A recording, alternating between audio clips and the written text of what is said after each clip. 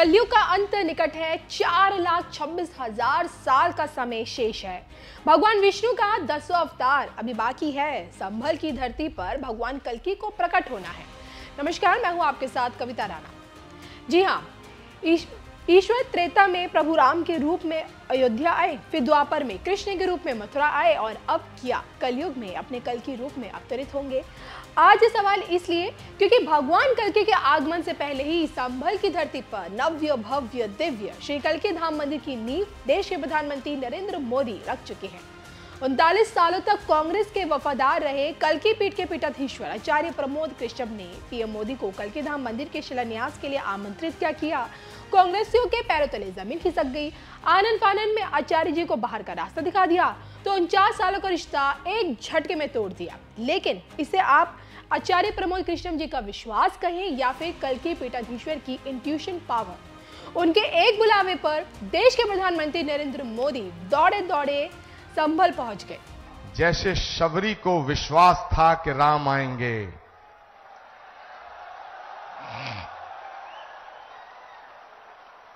जैसे विदुर को विश्वास था कि कृष्ण आएंगे, जैसे हमारी आस्था का आधार है कि कल्कि आएंगे, वैसे ही आचार्य प्रमोद कृष्णम को यह विश्वास था कि नरेंद्र मोदी जी अपनी बात के पक्के हैं, अपना वचन निभाएंगे।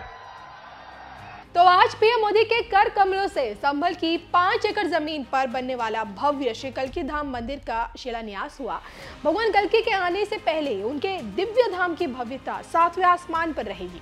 तो भगवान कल्कि का ये अलौकिक धाम विश्व का देखिए इकलौता ऐसा मंदिर होगा जिसमें सृष्टि के पालनहार भगवान विष्णु के 10 अवतारों की गर्भगृह होंगी। जी हाँ, इन 10 गर्भगृहों में अलग अलग 10 अवतार स्थापित होंगे।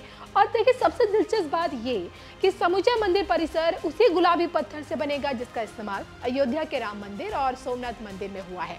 तो राम मंदिर की भांति श्री कल्कि पीठ मंदिर में ना ही स्टील का और ना ही लोहे की कोई वस्तु उपयोग होगी। 11 फीट ऊंचे चबूतरे पर मंदिर का निर्माण और 108 फीट ऊंचा मंदिर का शिखर। नव निर्माण मंदिर में 68 तीर्थों की स्थापना होगी और इसी के साथ नए कल्कि धाम में भगवान कल्कि के नए विग्रह को स्थापित किया जाएगा, जबकि जो पुराना कल्कि पीठ है वो यथावत बना रहेगा। और इसी पुराने कल्कि पीठ में विद्यमान सफेद घोड़े का चमत्कार पीएम मोदी की आंखों से इस बार छुप नहीं पाया। जी हाँ, हम उसी सफेद घोड़े की बात कर रहे हैं जिस पर सवार होकर ही ईश्वर अपने कल्कि रूप में अवतरित होंगे। हम उसी सफेद घोड़े की बात कर रहे हैं जिन्हें धर्म ग्रंथों में देवदत्त का नाम दिया गया। और हम उसी सफेद घोड़े की बात कर रहे हैं जो महाराज दशरथ के रथ के समान दशों दिशाओं में समान गति से दौड़ने की ताकत रखता है। जी हाँ, हम उसी सफेद घोड़े की बात कर रहे हैं जिसकी 7 फुट ऊंचाई और 10 फुट की लंबाई आज के आम जनमानस को अचंभित करती है। जी हाँ, कल्कि पीठ में मौजूद भगवान कल्कि की इसी सफेद घोड़े की प्रतिमा कितनी चमत्कारी है, इसका अंदाजा इसी से लगाइए कि प्रतिमा का एक भाग धरती की ओर बढ़ता जा रहा है। मतलब ये कि प्रतिमा का एक पैर धरती को छूने की कोशिश कर रहा है। अब देखिए सफेद घोड़े की मूर्ति के 3 पैर जमीन पर है और चौथा पैर हवा में उठा है। अब लोगों का ये कहना है कि ये पैर धीरे धीरे नीचे झुक रहा है और जिस दिन ये पूरा झुक जाएगा समझ जाइएगा कि भगवान कल्कि का अवतार हो चुका है। अब जो कि देखें संभल पहुंचे पीएम मोदी कल्कि पीठ भी गए होंगे और यहीं पर उन्होंने भगवान कल्कि के सफेद घोड़े की इस प्रतिमा का चमत्कार भी महसूस किया होगा, देखा होगा।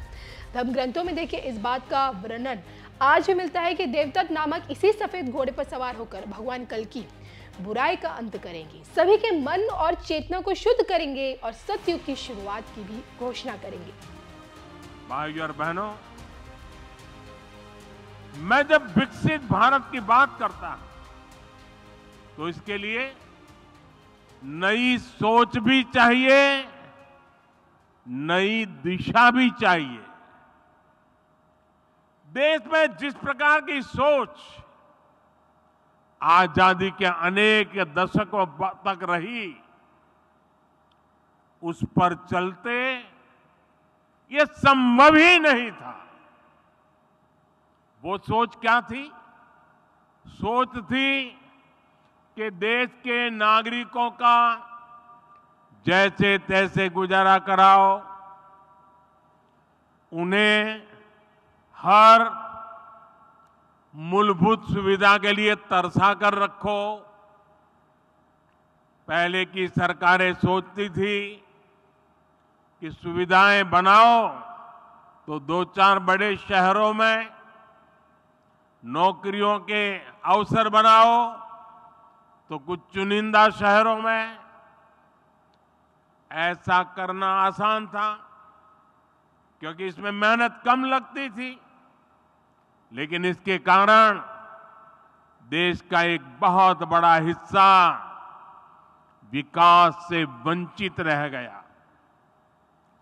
यूपी के साथ भी अतीत में ऐसा ही हुआ है, लेकिन डबल इंजन सरकार ने उस पुरानी राजनीतिक सोच को बदल दिया है। हम उत्तर प्रदेश के हर परिवार के जीवन को आसान बनाने में जुटे हैं। जब जीवन आसान होगा तो बिजनेस करना और कारोबार करना अपने आप में आसान होगा। आप देखिए, हमने गरीबों के लिए 4 करोड़ पक्के घर बनाए हैं, लेकिन साथ ही शहरों में रहने वाले मध्यम वर्गीय परिवारों को अपना घर का सपना पूरा करने के लिए हमने लगभग 60,000 करोड़ रुपए की मदद भी की है। इस पैसे से शहरों में रहने वाले 25 लाख मध्यम वर्गीय परिवारों को ब्याज में छूट मिली है। इसमें 1.5 लाख लाभार्थी परिवार मेरे यूपी के हैं। हमारी सरकार ने आयकर में जो कमी की है उसका भी बड़ा लाभ मध्यम वर्ग को मिला है। 2014 से पहले सिर्फ 2 लाख रुपए की आय पर ही इनकम टैक्स लग जाता था, जबकि बीजेपी सरकार में अब 7 लाख रुपए तक की आय पर कोई इनकम टैक्स नहीं देना होता। इस वजह से मध्यम वर्ग के हजारों करोड़ रुपए बचे हैं। साथियों, हमने यूपी में ईज ऑफ लिविंग और ईज ऑफ डूइंग बिजनेस पर समान बल दिया है। डबल इंजन सरकार का मकसद है कि कोई भी लाभार्थी किसी भी सरकारी योजना से वंचित न रहे।